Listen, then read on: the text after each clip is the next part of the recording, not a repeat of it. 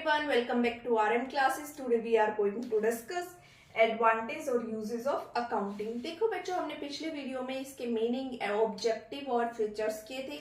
आज हम बात करेंगे इसके अकाउंटिंग के यूजेस क्या क्या है. देखो सबसे पहले आता है हमारा helpful in management of business. जो हमारी अकाउंटिंग है वो हमारे बिजनेस की मैनेजमेंट में हेल्प करती है. कैसे कि हमारे पास एक पूरी सिस्टमेटिक रिकॉर्ड्स होते हैं, एक स्टेटमेंट बनी होती है जिससे हमें पता लगता है कि हमें कौन से डिपार्टमेंट को आगे बढ़ाना है, कौन से डिपार्टमेंट को कंट्रोल करना है, कौन से डिपार्टमेंट पे ज्यादा फोकस करना है या किसके लिए हमने ज्यादा बजट देना है. तो ये सारी इंफॉर्मेशन हमें कौन दे रहा है? अकाउंटिंग. जिसके बेस पे हम प्लानिंग कर सकते हैं कि हमने अपने बिजनेस को एक्सपेंड करना चाहिए या नहीं करना चाहिए. डिसीजन मेकिंग कि हम हमारे प्रॉफिट और लॉस के रिगार्डिंग कोई डिसीजन ले सकते हैं. उसके बाद कंट्रोलिंग, जिस डिपार्टमेंट पे अगर हमें दिख रहा है कि ज्यादा बजट लग रहा है या ज्यादा कॉस्ट आ रही है, हम उसको कंट्रोल कर सकते हैं. तो ये बात हो गई हमारी मैनेजमेंट की कि हमारी जो अकाउंटिंग है वो कैसे हमारे बिजनेस को मैनेज करने में हेल्प करती है. सेकंड है हमारा provide complete and systematic record. देखो ये हम बार बार वही चीजें पढ़े जा रहे हैं. हमने पीछे फीचर्स में भी यही चीजें पढ़ी थी कि ये हमें एक कंप्लीट और सिस्टमेटिक रिकॉर्ड देते हैं. क्योंकि अकाउंटिंग होती क्या है? एक सिस्टमेटिक रिकॉर्ड ही होता है जो हमें सारी ट्रांजेक्शन का रिकॉर्ड प्रोवाइड करता है. तो वही बात यहाँ पे रिपीट हो गई है. उसके बाद आता है इंफॉर्मेशन रिगार्डिंग प्रॉफिट और लॉस. अब जो अकाउंटिंग है उसके पास सारा रिकॉर्ड है, वो हमें बताते हैं कि हमारा बिजनेस प्रॉफिट में चल रहा है कि लॉस में चल रहा है. Information regarding financial position. अब ये दोबारा फिर रिपीट हो गया. जो हमारी अकाउंटिंग है वो हमारे बिजनेस की फाइनेंशियल पोजीशन के बारे में बताती है कि हमारा बिजनेस ग्रो कर रहा है, कि उसकी फाइनेंशियल पोजीशन कैसी है. उसके लिए एक कंप्लीट हमें इंफॉर्मेशन ये प्रोवाइड करता है. Enable comparative study. देखो इसका मतलब क्या है कि हमारे पास स्टेटमेंट बना ली हमने, हमारे पास लास्ट ईयर्स की भी स्टेटमेंट होती है जिससे हम कंपेयर कर सकते हैं. जो हमारी करंट फाइनेंशियल ईयर है उसको हम लास्ट फाइनेंशियल ईयर के साथ कंपेयर कर सकते हैं. हमें पता लग जाएगा कि हमने कितना ग्रो किया है.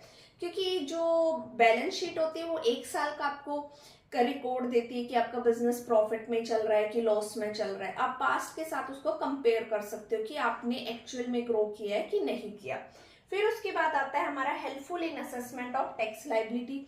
अब देखो जो आप टैक्स दे रहे हो, अगर जीएसटी दे रहे हो, ये किसके बेस पे दे रहे हो? आपकी एक्चुअल इनकम के ऊपर. तो ये एक्चुअल इनकम हमें कैसे पता लगती है? जब हम अकाउंटिंग बनाते हैं, यानी कि एक सिस्टमेटिक रिकॉर्ड बना के रखते हैं, तो हमें पता लगता है कि हमारे इनकम के अकॉर्डिंग हमारी कितनी टैक्स लायबिलिटी बनती है. अब बात करते हैं हम लिमिटेशन ऑफ अकाउंटिंग. ये वेरी वेरी इंपॉर्टेंट टॉपिक है हमारा एग्जाम पॉइंट ऑफ व्यू से लेके. इसमें होता है इन्फ्लुएंस्ड बाय पर्सनल जजमेंट, यानी कि ये जो इसके रिजल्ट्स आते हैं वो एक पर्सनल जजमेंट, ये इन्फ्लुएंस्ड होता है पर्सनल जजमेंट से. देखो जैसे कि बेटा डेप्रिसिएशन कैलकुलेट करने के लिए क्या होता है? बहुत सारे मेथड है. Original cost method, diminishing method. तो यहाँ पे हर एक पर्सन का परसेप्शन भी अलग होगा. कोई कहेगा कि ओरिजिनल वाला मेथड बेटर है, कोई कहेगा डिमिनिशिंग मेथड ज्यादा बेटर है. तो यहाँ पे सबके एक पर्सनल जजमेंट है. फिर उसके बाद आता है based on accounting concept and convention. अब क्या कहते हैं कि जो अकाउंटिंग है वो किसके ऊपर बेस्ड है? हमारे कंसेप्ट और कन्वेंशन के ऊपर. ये हमारी जो यूज कर रहे हैं हम कंसेप्ट, ये बहुत पुराने हैं, तो इसलिए जो हमें एक्चुअल रियलिस्टिक रिजल्ट नहीं दे पाते. उसके बाद इनकम्प्लीट इंफॉर्मेशन. इनकम्प्लीट इंफॉर्मेशन कैसे है? क्योंकि इसमें हम सिर्फ फाइनेंशियल जिनको हम फाइनेंस या मॉनेटरी टर्म वाली ट्रांजैक्शन को ही रिकॉर्ड करते हैं, बाकियों को तो हम नजरअंदाज कर देते हैं, उनको हम रिकॉर्ड करते ही नहीं है. अब मान लो कि देखो मैनेजमेंट की अपने एम्प्लॉयज के साथ या जो आपके वर्कर होते हैं वो स्ट्राइक पे चले गए. देखो लॉस तो उससे भी हो रहा है, हमारे बिजनेस को इफेक्ट हो रहा है, बस हमें ये पता नहीं चल रहा है कि उसकी मॉनेटरी कितना हमें कैश में या पैसे में कितना लॉस हुआ है, पर एक्चुअल में इफेक्ट तो हुआ है ना बिजनेस. तो वो सारी इंफॉर्मेशन तो हम यहाँ रिकॉर्ड कर ही नहीं रहे, इसलिए हमें क्या दे रहा है? इनकम्प्लीट रिकॉर्ड दे रहा है.